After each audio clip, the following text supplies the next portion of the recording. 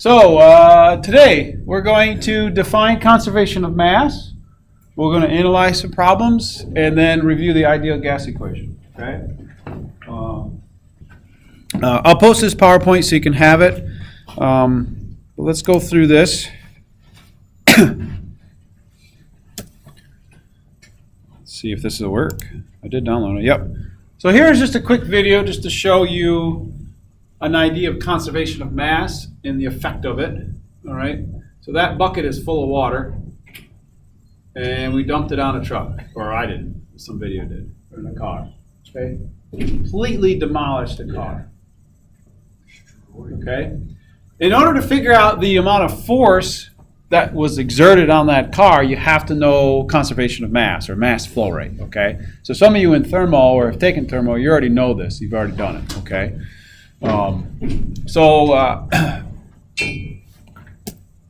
Let's kind of quickly talk about where we talk about conservation of mass. Well, there could be flooding. All right, the amount of water coming in, you must get that water out, right? So if it's coming in at a rate, you want to try to leave it out at the same rate or faster to empty the building.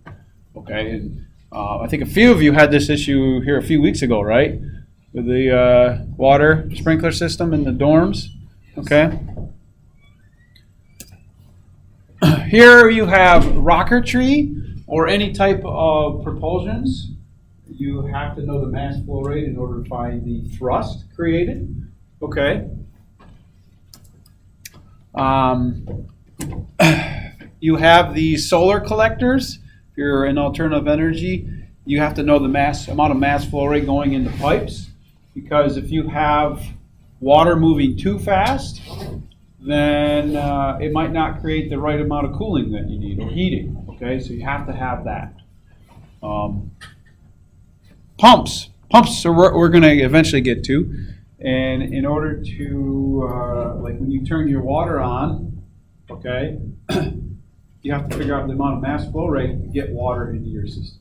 Okay, and all of that is correlated with pumps.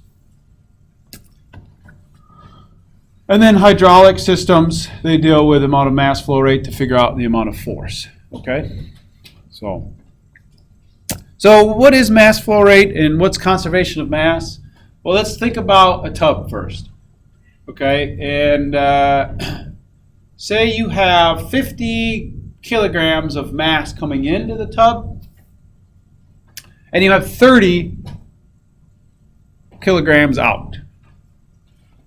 The change in your mass flow in the tub, so the water in your tub will count as CV, which is your control volume, equals what comes in minus what goes out. Which makes sense, right? If you have 50 coming in and 30 going out, then that should equal 20. Okay, so we typically don't do just solid like mass. We actually look at a rate, which is per time. So mass flow rate. So what we do is we divide each term by delta T. So the left equation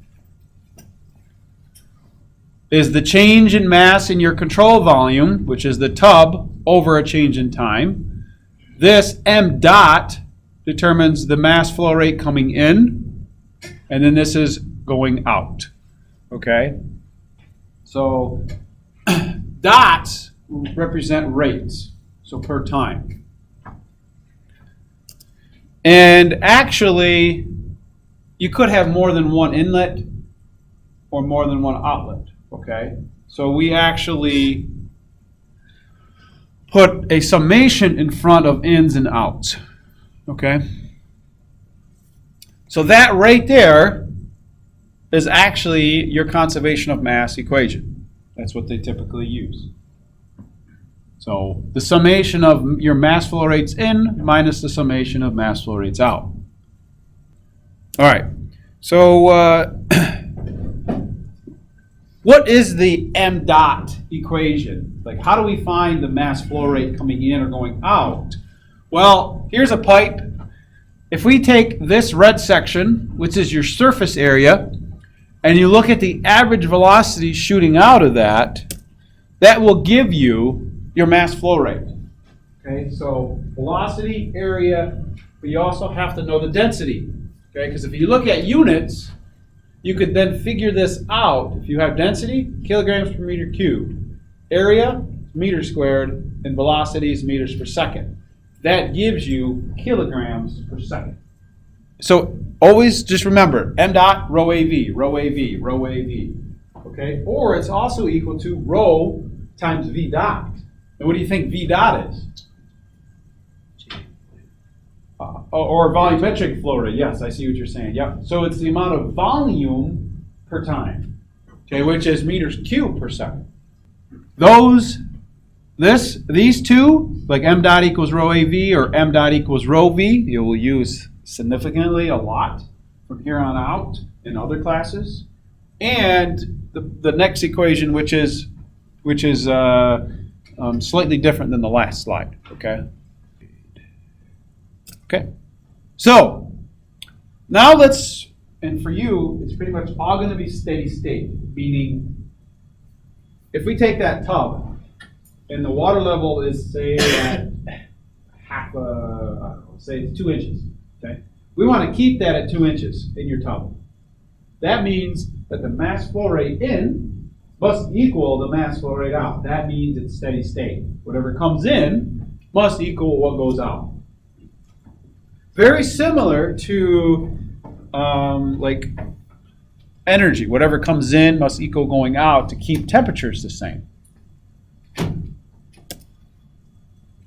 So here's just a control volume, meaning a section that you're looking at. So here you have 2 mass flow rates coming in and 1 goes out. So 2 plus 3 is 5. So 5 must go out to keep the total mass or this at steady state. Oops. So anytime you write your problems now, you're going to write conservation of mass under your solution as a heading. It's going to be, you're going to write that right down, okay, under your solution when you do it, okay? What do you think an assumption is going to be now? Okay, steady flow or steady state. Yep, steady state conditions. Yep. What is an assumption for water? Incompressible. Another assumption. Okay. You see how we're kind of now hopefully assumptions are making a little bit more sense than they were week 2 or 3 when you didn't know what to put down. But now you're going to put in steady state. If it's water, it's incompressible. If it's air, you can't, right? Because it's a gas, and the densities can actually compress or expand. It depends, okay?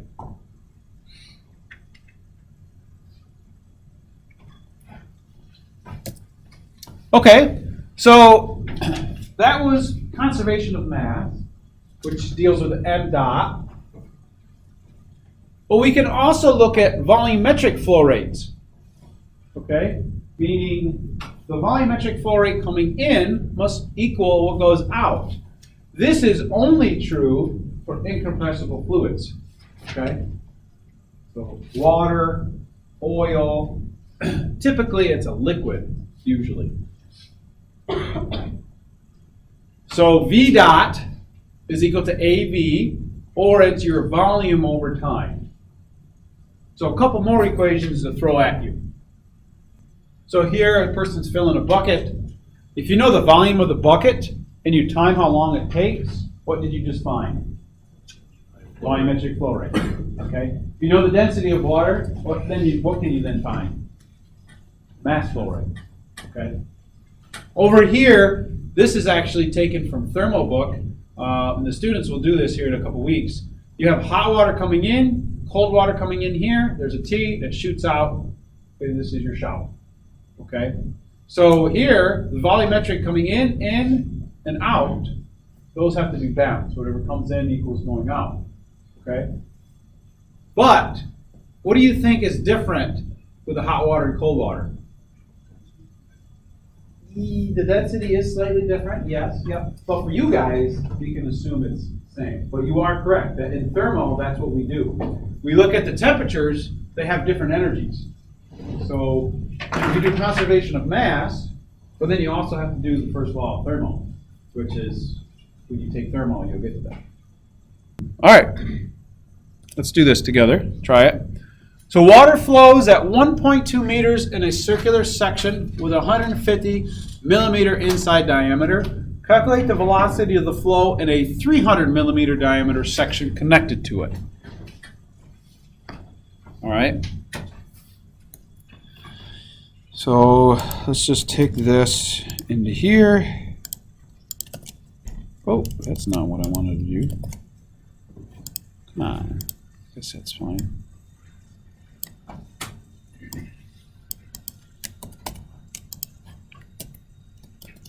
There we go. Ooh. So what this actually looks like.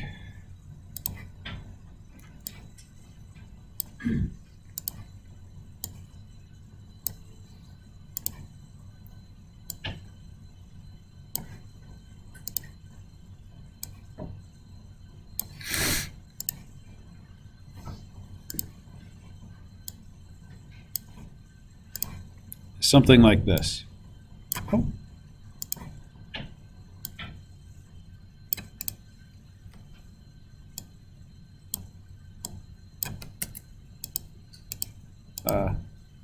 That one needs to be fixed.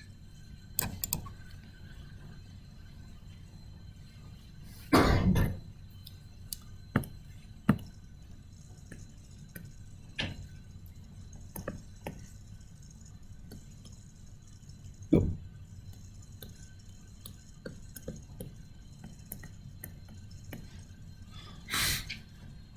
So they're saying that the velocity at 1 is 1.2 meters per second, and it has that diameter, and we want to figure out what the velocity is at that section 2. So again, assumptions are what?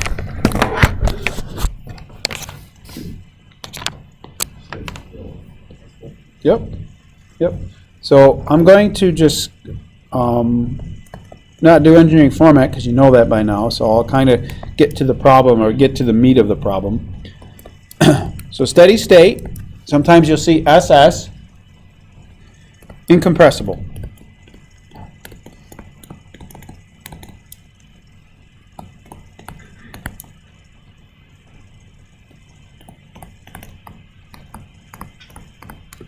So right, conservation of mass. And because you wrote incompressible, you can get right to V dot in equals V dot out. So there's 1 and 2. So A1 V1 equals A2 V2. Now, how many people would look at that equation that I have right now? Let me do it one more time. So let's solve for it. How many people would actually go and find the areas? Okay. You're doing more work for yourself, right? Because what is the area, and I'll do it right here, what's the area equation? Pi d squared over 4, okay? And then this one is pi d2 squared over 4 times v1. The pi's cancel, the 4's cancel. So try to help and eliminate extra steps that you don't need to do. Because now you can just say that d1 squared over d2 squared times v1.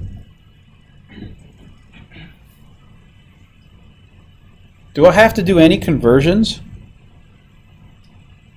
for diameters? No, because you have millimeters up top, or millimeters squared, and then you'd have millimeters squared at the bottom. It's another step that hopefully you can start seeing now that, we didn't have to do that conversion, okay? It just saves some time. I mean, you could do it. It's no big deal.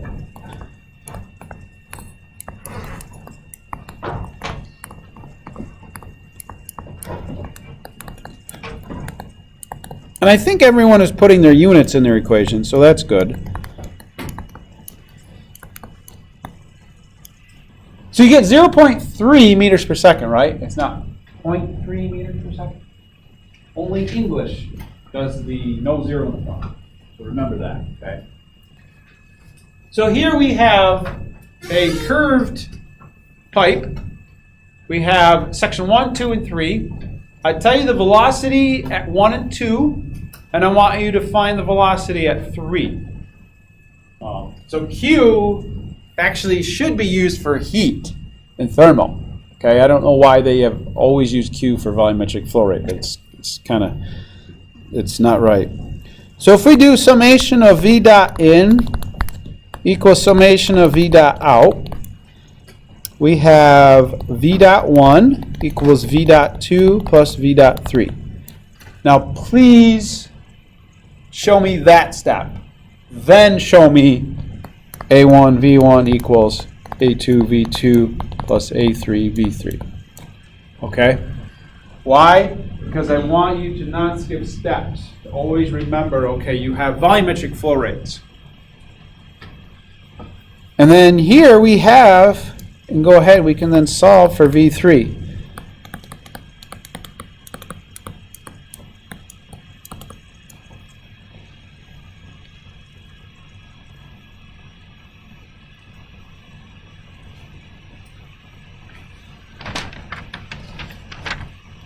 And you can do the same thing we did before, and you end up getting this. I'm skipping a step, just to show you.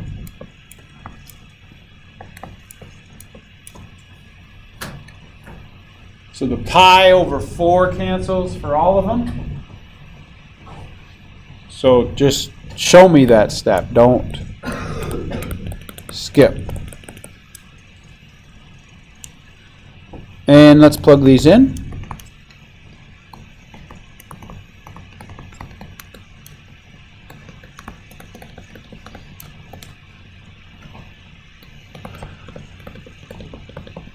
All right. Who did the psi? I did it wrong. Oh, okay. What'd you do wrong? I made it A1 B1 over A2 B2 plus B3. Okay. So the algebra? Yep. Algebra always gets people.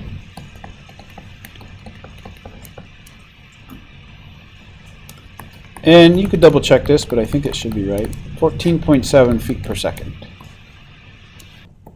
So let's find m dot 1, which is rho A1 V1. So 1,000 times pi over 4 times, what was the diameter of 1? 0.3 feet squared times 10. Can someone give me that number? I don't think I did. Oh, I did do that. Oh, what did I do wrong? I used 1,000 and I didn't include my units. Minus 5, right?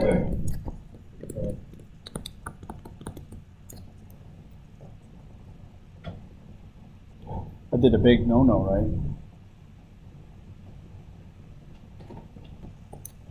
M dot 1 becomes 1.37 slugs per second. If I multiply by 32.2, you can change it to pound mass if you want. Okay? just a FYI. Can you, let's do m dot 2, just for slugs per second times pi over 4 times 0.25 feet squared times 5. Can someone put that in their calculator? Actually, a couple of you, to make sure. I did not do that. Okay. 0.476 slugs per second. Thank you. Can someone verify that? That's good? Okay, thanks.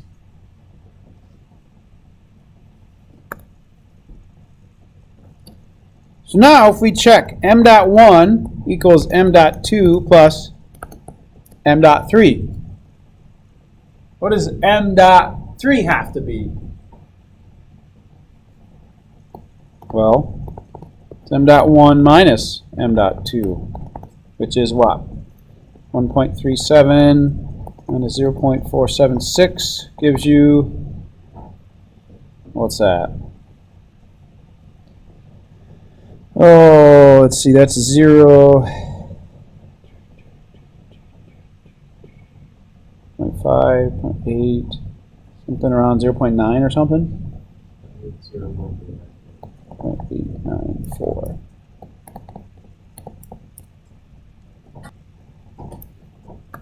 And that also equals what? Rho A3 V3, right? Well, pretty close because of rounding. Okay. Yeah. We talked about it, right? Yeah. Let's see. Who can remember, not thermal, well, thermal students might not need to know that for their test here in about 22 minutes. So hopefully they know, so you can't answer. So other students can answer. Give me one equation for the ideal gas. PV equals MRT. Yep. How about another one? No. No. Because you should know it. Not fluid students. No. There we go. Okay, now the thermal students, give me the last one. Wrong. Actually, there's two more, right?